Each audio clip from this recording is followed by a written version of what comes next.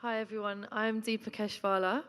I'm a filmmaker and I work primarily as a DOP, but I have written and directed, and I hope that I will continue to write and direct my own passion projects. What I would love to talk to you guys about today is storytelling, and because I think that filmmaking is it just is storytelling. It's all about storytelling. So I'm still going to take you guys through my journey, where and when I fell in love with storytelling, and how that's evolved into Kara, the project I'll speak to you guys about in a bit. So my love for storytelling begins in India. About 10 years ago, I went for the first time in a long time to visit my family in rural India. And I started taking pictures there on a 35mm analog camera. And I just totally fell in love with it. I fell in love with rural India. I fell in love with my family, and I got into a habit of photographing everything and everyone. So that's my nephew on the right, some girls from my grandma's village there, guys at work. So this is where I sort of really realised that I've always been fascinated by the human condition, but here I realised that, this is my calling. And I really loved that photography allowed me to get close to people in this way that I hadn't been before. When you take a picture of someone, you share this amazing moment between the two of you.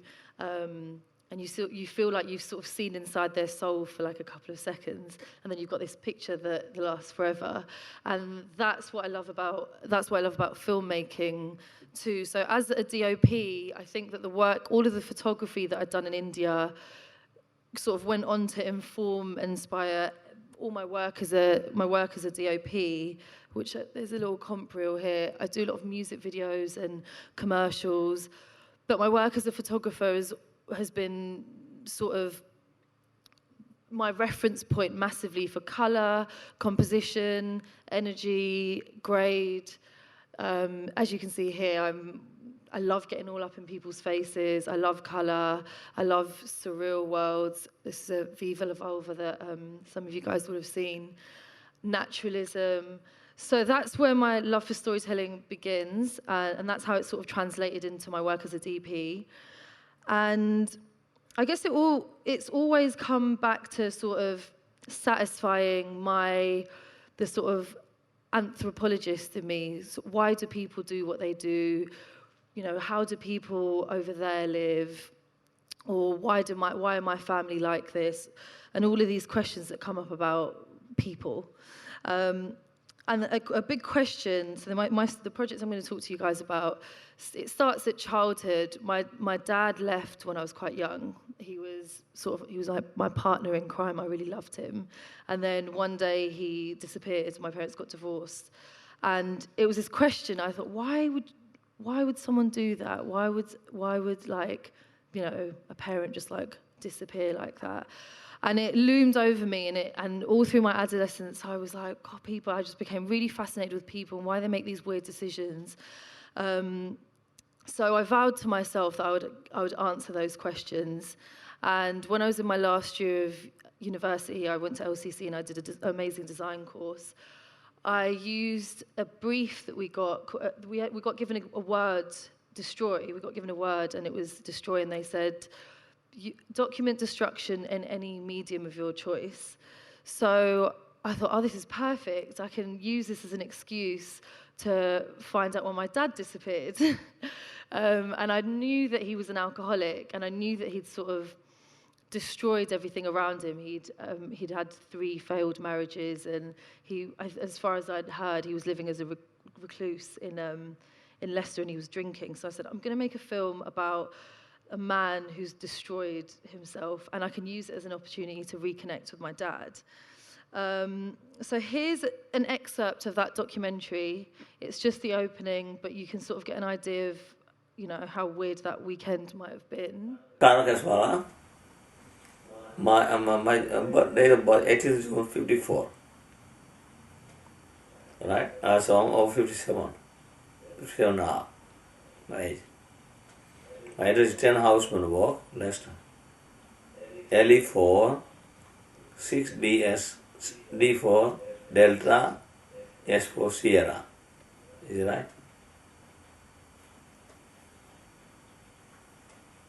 Anything else?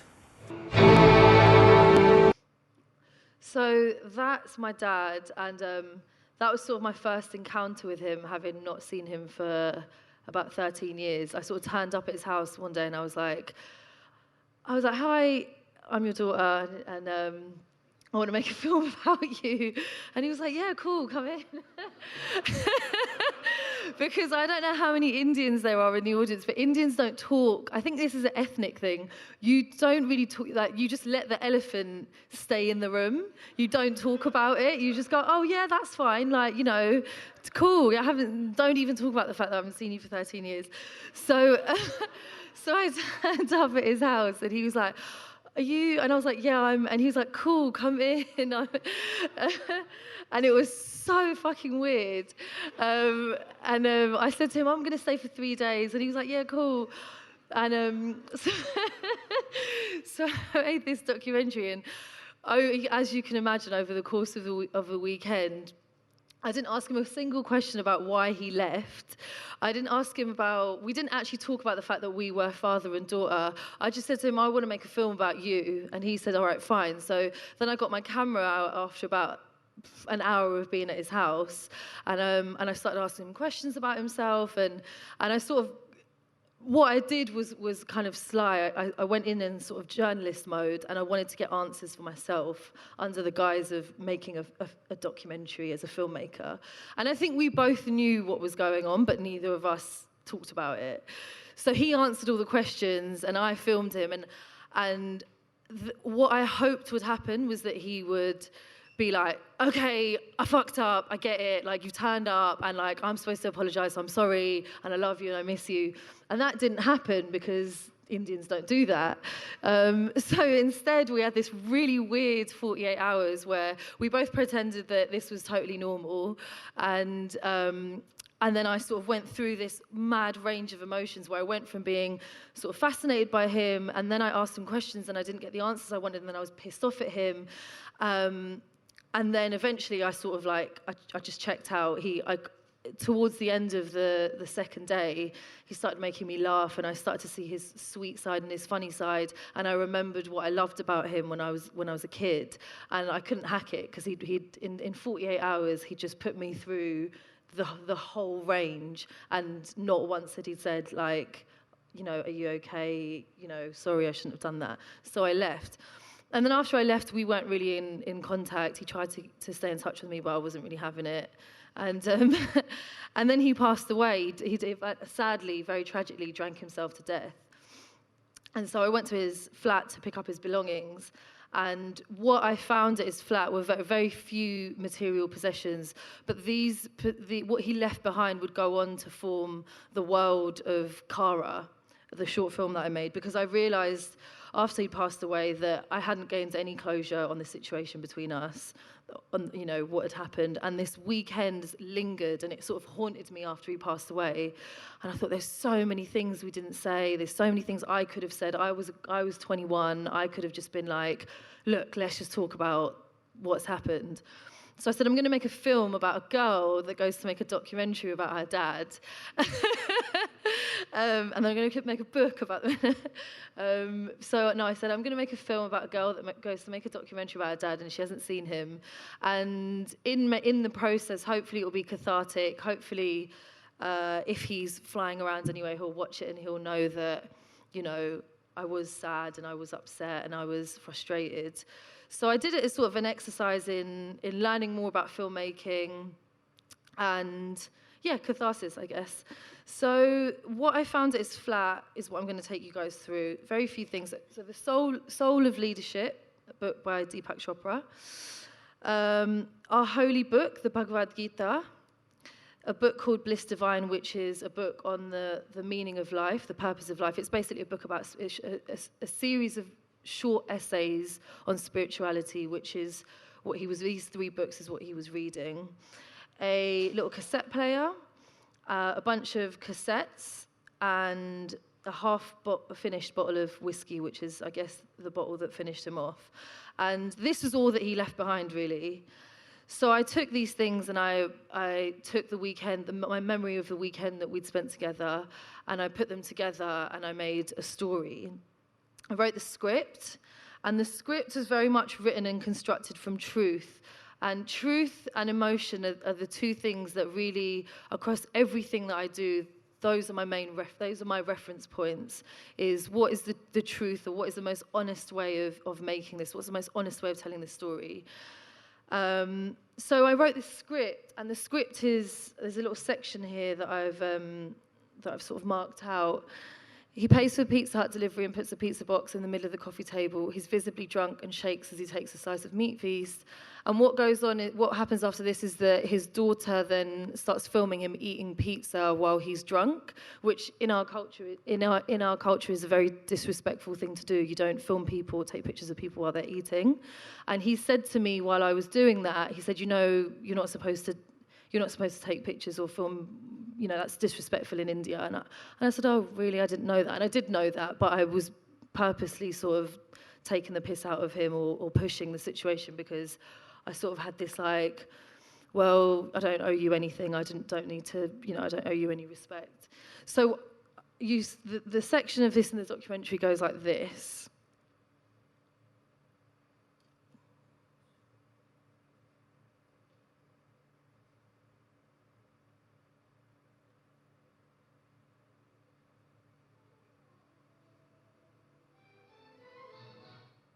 So that's an excerpt from the documentary, and you can see that where I've sort of been really unapologetic about how I've sort of almost taken advantage of the fact that my dad is blind drunk and he's sort of chowing down on this meat feast.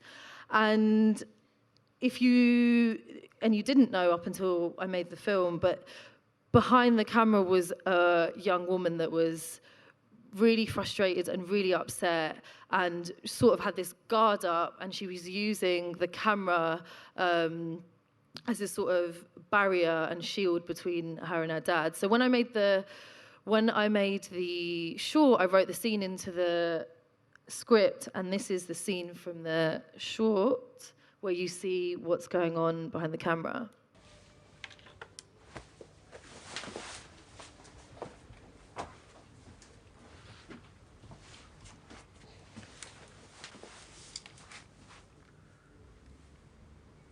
If you did that in India, you get told off. It's very rude.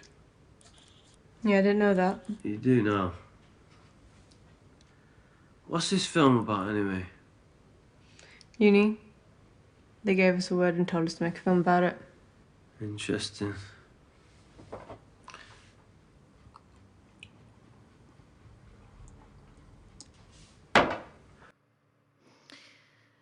And this is where it became apparent that that the film would be a mirror to the documentary. So the documentary is a film about an alcoholic man, and the film is about the young woman who's sort of secondary to that situation. And that was what became really beautiful about it, was that these two things together completed the circle. So that's the pizza scene. So next up we've got the Gita, which is our holy book. After my dad passed away, I went back to his flat and I found a little excerpt from the Gita that he'd cut out, which must have resonated with him. And just read out the sort of first section of it. He whose mind is not shaken by adversity, who does not hanker after pleasures and is free from attachment, fear and anger, is called a sage of steady wisdom, which I thought was ironic, because for an alcoholic to have that as his mantra is, it's pretty funny. So, but I realised that he was on some sort of spiritual journey and he hadn't quite got there. And it really moved me. And this sort of became, this quote that I found became the sort of soul of the film.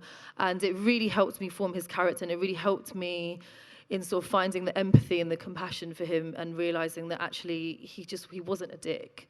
So this quote I sort of had with me throughout the film, and I put it back into the film.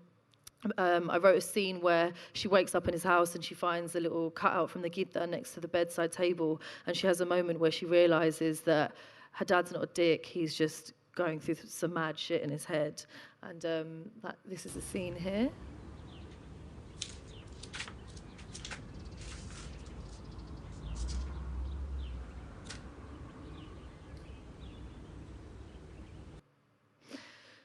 So that's that. The second thing that I found. So the next is quite a design point of the film. This book that my dad, I think that was his sort of manual for life. And what I loved about it, I just love the cover. I think it's amazing. The colours are amazing, the green, the red, and the yellow. But the irony was that my dad's favourite drink was Holston Pills. That was, and it's exactly the same colourway as the book. So I was like, oh, that's got to be the reference for production design, definitely. So these, just on a sort of purely aesthetic vanity level, this became a reference point for art department, and we vinyled the kitchen the same green as the green on the book cover on the can. She wore a red nightie. You'll see it here. She wore a red nightie that was the sort of same shade. And it was just kind of like a little in-joke for me. Yeah? Can you show me how to use this phone, please? So yeah, that's the sort of art department side of things.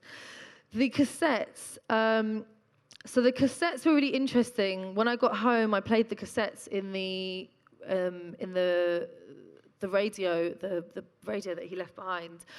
And there was some really beautiful stuff on there. He was listening to Indian classical music, he was listening to satire, he was listening to a lot of spiritual musings, a lot of gurus.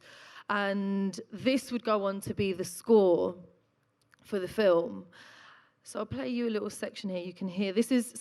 What you'll hear is in our sort of region of Gujarat, there are these guys that do dairo, which is a mix of satire, sort of political satire, and then they break into song.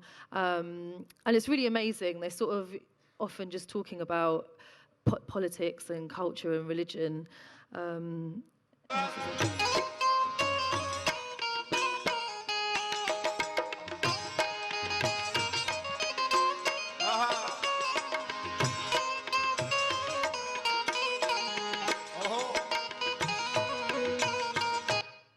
So that's the kind of stuff that was on the cassettes, and I really loved it. I actually hadn't really heard much of it before I'd picked up the bits from my dad's flat, and I found it really moving. A lot of the stuff on the cassettes gave me goosebumps. And so when we were trying to work out how to make a score for the film, I was like, it's got to be what was on the cassettes. So for the end of the film, it's an excerpt or a section from one of the cassettes, and it's sort of the film ends with.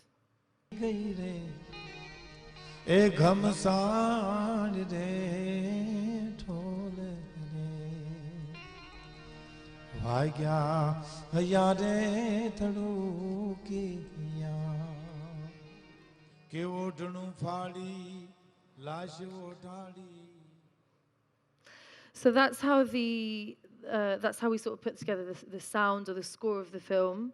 And again, I think that it all sort of comes back to truth. I think that the way I find emotion easiest or sort of most honest to portray is by going back to truth. Like what would the soundtrack to that story be? And it would be a guy in rural India talking about how crazy Indian families are. So I really enjoyed that. I really enjoyed using what I'd found at his flat and sort of using it as a way to get to know him again, and sort of, I don't know, it was like putting, even though he wasn't alive, it was the closest I could get to putting him back into his own story without him physically being there, and hopefully doing him justice as well. So the last bit I'll talk to you guys about is a design element. I really wanted there to be a lovely poster, and I wanted to do some titles for the film as well. I didn't want just to do the standard, like Helvetica over a picture from the film kind of thing. And the story's quite weird. My dad was like quite a psychedelic guy, and so this was a box of references that I dropped off to Jules at Fraser Mugridge Studio, and using this as a mix of all of the sort of contradictions in my dad's life, the booze, the religious stuff, the spiritual stuff, screenshots from the documentary. Jules and the guys at Fraser Muggeridge made this amazing poster where you've got sort of like the little emblem from the Holston Pills can, the colorway that I loved so much, the green and the yellow, and yeah, really simple, but I think there's something about the color in Indian, I guess just in Indian culture and Indian religious imagery across the board. It's so rich in color and these like mad acidic colors. And it's quite a bleak film. It's quite a miserable film. So I really wanted the artwork and the design element of it to sort of, bring a bit of light to it. And then they sort of went a step further, and we made this title that drops in quite early in the film, as I'm sure you guys will have seen when you watch films. The title of the film comes up, and it's a collage of everything I dropped off.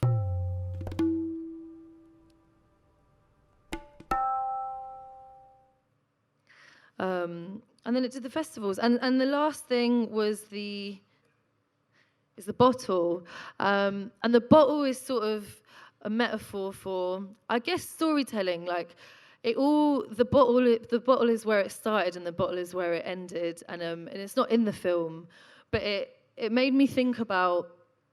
There was an amazing quote that I read, actually an interview by this writer called Paul Schrader, who wrote Taxi Driver.